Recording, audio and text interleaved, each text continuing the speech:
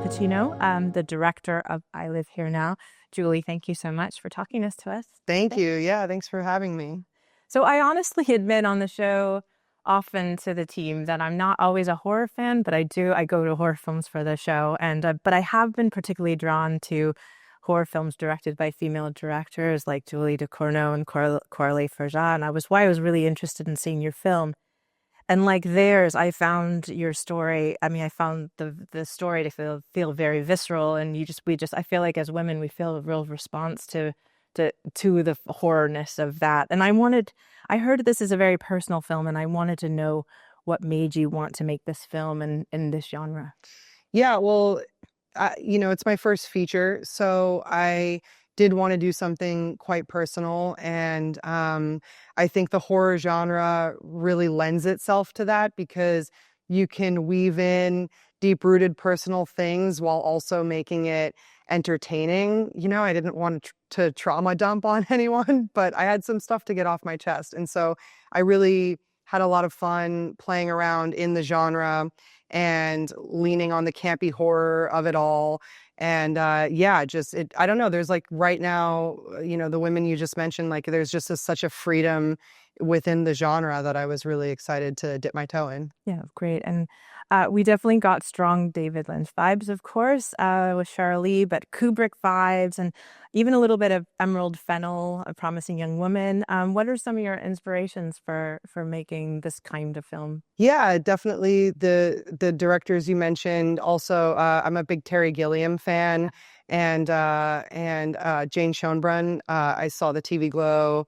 We're all going to the World's Fair. These sort of allegorical spaces are really intriguing to me, and I find that Jane's films often I'll watch them or when I first watched them, and they ended, there's sort of this like emptiness, and then suddenly just these emotions came out of me, and I love that. I love a movie that can get under your skin in that way, and it kind of hits you on your way out of the theater. So I could go on forever about inspirations. I'm a movie fan, and I love this genre. Yeah. So I think I heard something from your cinematographer Aaron or yourself talk about how collaborative the process is, and so some of the characters are very much other people within the crew and stuff. Can you talk about a little bit about how you made this film in a collaborative way? Yeah, I mean, film is inherently a collaborative medium, and I love making things with like-minded creatives. I love encouraging other people on set to bring their creativity to it. I think that's my style of directing, is to sort of trust that my collaborators are really good at what they do, and that's why I hired them. And I love encouraging people to, like, there's no bad ideas, just here's the feeling I'm going for, here's how the emotion I'm trying to direct this emotion, and what do you production designers feel like is the best shade of pink to express that. Mm-hmm. And so that's really what I kind of identified as the job of a director to be, and that lends itself to being collaborative and just like leaning on all these amazing people around me. It was such an awesome crew, and my cast as well. Just everyone, brought their A game. And speaking of pinks and neon bright colors, I think it's such a dynamic space that you create, and you worked with a cinematographer you worked with for a while, and also in 35 millimeter and 16 millimeter. So why was that?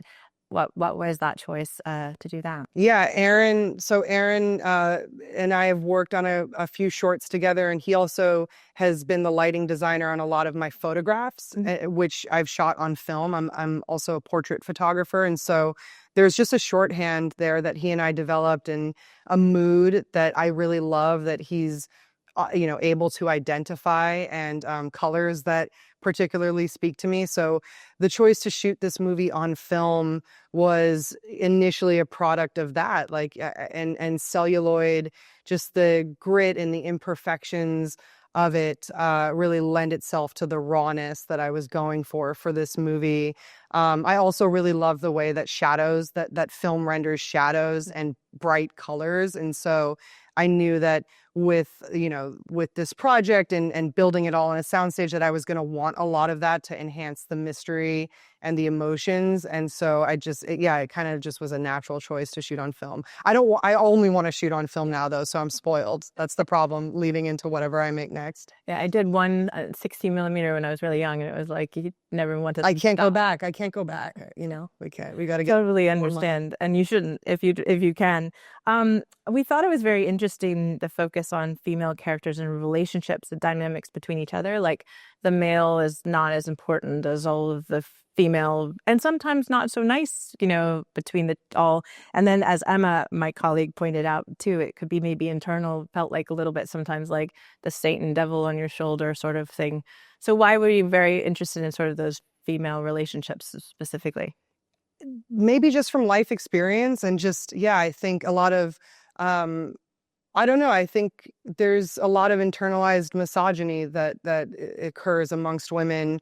And sometimes you don't even realize that you're exerting that. And it's kind of like, wow, where did that come from? That's not me. And it's like, oh, the patriarchy taught me that.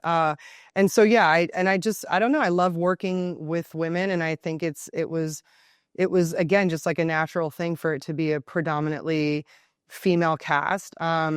The men in the film are great. I thought Matt did such a wonderful job with the character and really, because I think Travis is also a victim of oppression, and his mother is also kind of decides what he does with his body, and I thought that was an interesting thing to sort of like peek at. Obviously the story is roses, but that's an aspect of it. So I don't know.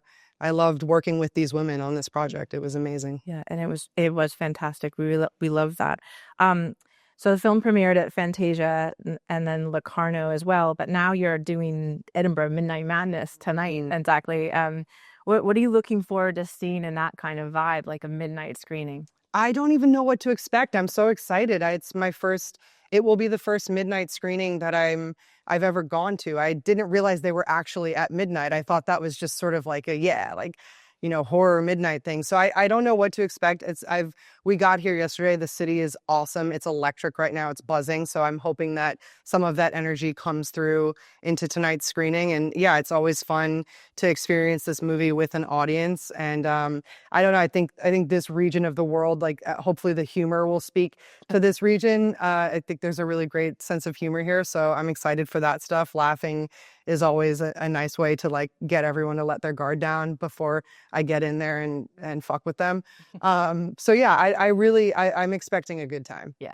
And from what we've seen in our past Midnight Madness, it's a lot of great energy in the room, which is what you want for your film for sure. Hopefully there'll be a couple people who have dropped some acid or something, and then they'll have a real trip. Maybe a couple beers too. Would definitely, definitely. Rowdy crowds often. Yeah. But, Julie, thank you so much for taking the time. We loved your film, and best of luck as it continues to go around. Thank you. Different things. Yeah, can't wait to see the next. Thank you for watching.